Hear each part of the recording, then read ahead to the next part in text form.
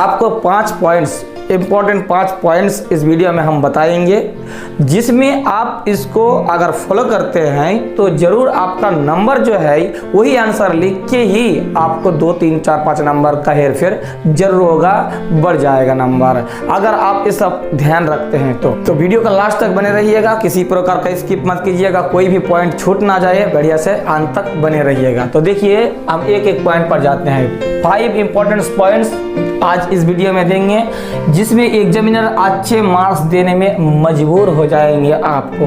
क्या है पहला बिंदु, जो आप जानते ही हैं, सबसे पहला बिंदु हम लोग रखे हैं हैंड राइटिंग। क्या?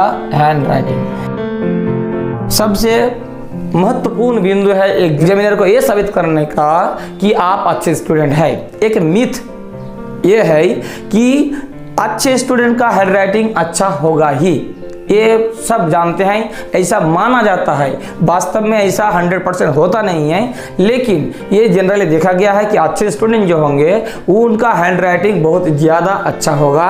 तो ये क्या है, इस बिंदु पर आपको बहुत ज़्यादा ध्यान रखनी चाहिए कि जब आप कॉपी में लिखेंगे तो शुरू में तो बहुत ही अच्छा लिखेंगे।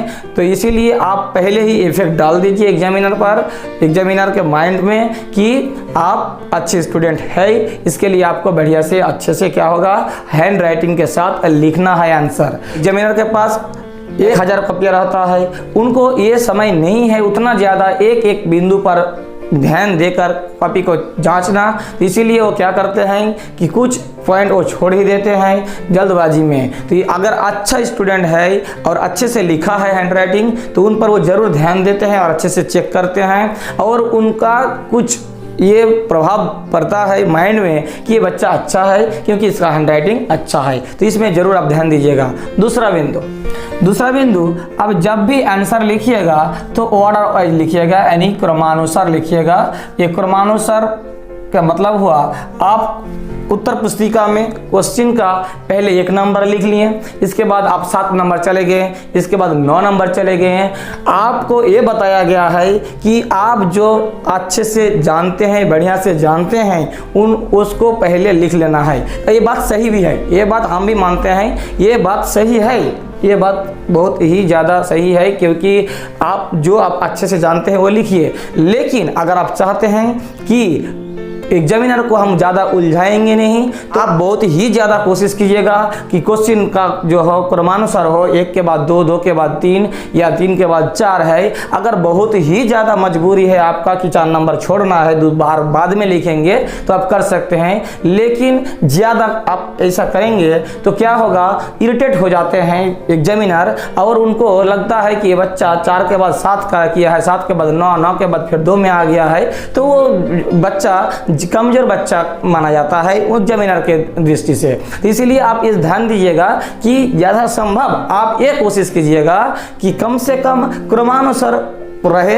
आप 100% तो संभव नहीं है, लेकिन हर संभव कोशिश कीजिएगा कि वो जो क्वेश्चन का नंबर है, आंसर आप लिख रहे हैं, वो क्रमानुसार हो। किसी बच्चे को 6 नंबर लिखा है, 6 नंबर का ए लिखा है तो बी लिखा है 8 नंबर पेज में जाकर, तो ये थोड़ा सा क्या होता है, एग्जामिनर को थोड़ा सा इरिटेट फील होता है, वो अच्छे नंबर देने में हिचकिचाते हैं। तो ये सब थोड़ा सा हम लोगों को ध्यान रखनी चाहिए, ज़्यादा हम लोगों को इधर उधर भागना नहीं है, क्रमानुसार आंसर लिखना है जितना संभव हो।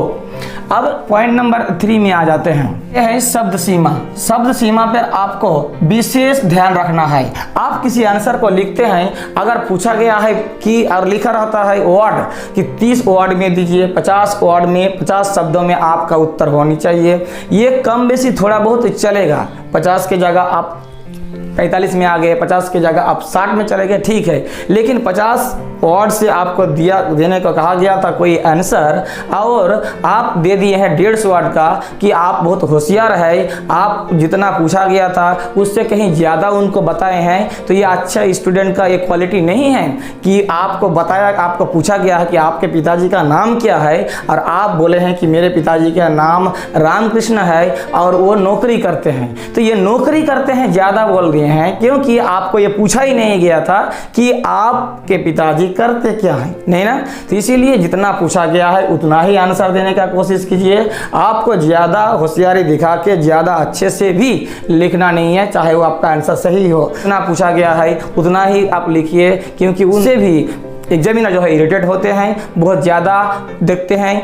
तो इसमें भी उनको थोड़ा सा क्या होता है, माइंड में ये लगता है कि बच्चा ध्यान नहीं रखते हैं कि किस प्रकार हमें आंसर को सीमित रखना चाहिए या किस प्रकार आंसर को अपने वर्ड लिमिट क्रॉस नहीं करनी चाहिए। तो ये सब हमें ध्यान देना है। यानी शब्द सीमा एक महत्वपूर्ण बिंदु है आपको एग्जाम हॉल में जाकर सेटल करना कि आपको कितना आंसर देना है, ये आप ध्यान जरूर रखिएगा। ये अच्छे बच्चे का एक क्वालिटी है। 4 नंबर में आता है, चौथा नंबर पॉइंट में हम लिखे हैं ज़्यादा हम लोगों को क्या करना नहीं है, कट नहीं करना है। ज़्यादा कट नहीं करना है। आप क्या करते हैं, कोई एक क्वेश्चन लिखते हैं, क्वेश्चन का आंसर लिखते हैं, तो उससे ये देखा जाता है कि एक पेज है, एक पेज में कम से कम 5 से 7 जगह में आप कट किए हैं। कट का मतलब कुछ लिखे हैं इस प्रकार इस कट दिए हैं। कोई बच्चा तो पूरा इस प्रकार कट देता है, तो उससे क्या होता है, बहुत ही ज़्यादा इफेक्ट पड़ता है। आप ये स्वीकार कर रहे हैं कि आप गलत कर रहे हैं। 1-2 अलग बात है, 5-7 बहुत ज़्यादा है। जितना संभव हो आप किसी भी प्रकार कट ना करें। गलती है थोड़ा सा ऐसे कट कीजिए कि उनको ध्यान ही ना जाए, या आप ये कोशिश कीजिए, बहुत ही ज़्यादा कोशिश कीजिए कि आपका गलती ना हो, कट ज़्यादा ना करें। कट ज़्यादा करने से ये एग्जामिनर मान लेते हैं कि आप अच्छे स्टूडेंट में, आप अच्छे विद्यार्थी में नहीं आते हैं। इससे उसका प्रभाव पड़ता है और आपका नंबर जो है वो घट जाता है। 1, 2, 3 छोटा बिंदु पर आप ध्यान दीजिएगा, तो उनसे 1, 2, 3 नंबर के ज़्यादा ही फर्क पड़ जाता है और धीरे धीरे काट के नंबर थोड़ा सा ज़्यादा ही कट जाता है। 10-15 का हेर फेर जरूर हो जाता है। तो इसमें भी एक पॉइंट है जो ज़्यादा आपको कट नहीं करना है। ध्यान रखिए कि आप गलती ना करें। आप गलती कर रहे हैं मतलब आप बहुत टैलेंटेड स्टूडेंट नहीं है, ये माना जाता है। तो ये इसमें भी आप ध्यान दीजिएगा। और बिंदु जो लास्ट बिंदु है बहुत ही इंपॉर्टेंट बिंदु है, 5th पॉइंट, ये जरूर ध्यान दीजिएगा कि आपको उपयुक्त आंसर देना है। जो पूछा गया है उस पर आपको ध्यान देना है, उपयुक्त उत्तर दे। मतलब आपको जो क्वेश्चन पूछा गया है उसी में ही आप सीमित रखिए। लंद फंद ये वो ज़्यादा मतलब कुछ भी लिख के नहीं आइए, ये तो सबसे अधिक है। ये पॉइंट बहुत ही इंपॉर्टेंट है। आपको पूछा जाता है कुछ और आप तो लिखते ही अच्छा है, लेकिन आप आंसर दिए ही कुछ, तो इसमें भी प्रभाव पड़ता है। और एक उत्तर के लिए दूसरा जो आपका सही आंसर है उस पर प्रभाव पड़ता है। तो थोड़ा बिंदु आप ध्यान दीजिएगा, तो आपका एग्जामिनर वो मजबूर हो जाएंगे कि इनका नंबर हम कटे तो कटे कैसे, तो इसीलिए वो नंबर नहीं काट पाते हैं और आपका दूसरे स्टूडेंट से 15-20 नंबर ज़्यादा आ जाता है। सही आंसर वही आंसर उसी प्रकार का उत्तर देने पर भी, क्योंकि आप ये सब बिंदु पर ध्यान दिए थे। तो ये सब बिंदु आप पहले थोड़ा सा आप देख के जाइए और अच्छे से नंबर को लाने के लिए एग्जामिनर को ये बाध्य कीजिए, मजबूर कर दीजिए। तो इस प्रकार इस वीडियो में सिर्फ यही बताना था कि आप एग्जाम हॉल में एग्जाम देते समय ये सब बिंदु को अगर ध्यान रखते हैं तो एग्जामिनर जो है मार्क्स देने पर मजबूर हो जाते हैं। तो ध्यान रखिएगा। उम्मीद है कि वीडियो से आपको कुछ ना कुछ लाभ जरूर हुआ होगा।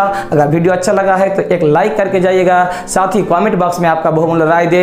इस प्रकार वीडियो सभी का फायदा हो, इसलिए शेयर बटन दबा के चारों ओर फैला दीजिए। और चैनल में नए हैं या अभी तक चैनल को सब्सक्राइब नहीं किए हैं तो जरूर कर लीजिए, इस प्रकार लगातार वीडियो पाने के लिए। और जल्द से जल्द इस प्रकार का वीडियो का नोटिफिकेशन आपके पास पहुंचे, इसीलिए बेल आइकन भी प्रेस कर लीजिएगा। मिलते हैं एक और नए वीडियो के साथ, तब तक के लिए धन्यवाद।